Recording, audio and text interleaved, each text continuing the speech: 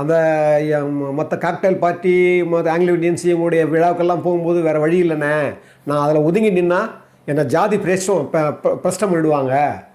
என்னென்னா விளக்கிடுவாங்கன்னு சொல்லுவாங்கல்ல, அது மாதிரி என்னை ஜாதி பிரஷ்டம் பண்ணிடுவாங்கண்ணே,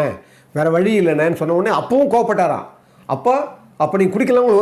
அப்போ உங்களுக்கு பாட்டு தர மாட்டாங்களா, அவங்க கூட மாட்டாங்களா, அவங்கள என்ன சொல்கிறீங்க நீங்கன்னு சொன்ன பிறகு தான் மறுபடியும் சொன்னாராம் வாலி சார், அண்ணே மாசே துங் சொன்னதை நினைவுபடுத்துகிறேன், மரம் ஓய்வெடுக்க நினச்சா கூட காற்று ஓய்வெடுக்க விடாதுண்ணே, அது மாதிரி தான் உங்கள் நண்பர், எனக்கு நண்பர் கேஆர் பாலன் அவர்கள் அப்படி சொல்லிட்டு அந்த அந்த அந்த விஷயத்தை சொன்னாராம். இந்த விஷயத்தை இவர் ஆரம்பிக்கும் போதே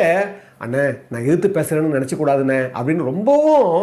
அதாவது குற்றவாளி கூண்டில் நின்று பேசி எப்படி ஒரு ஒரு ஒரு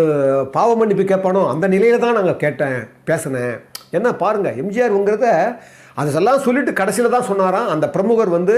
கட்டாயப்படுத்தினார்ண்ணே நான் என்னென்ன பண்ணுறது அப்படின்னு சொன்ன உடனே தான்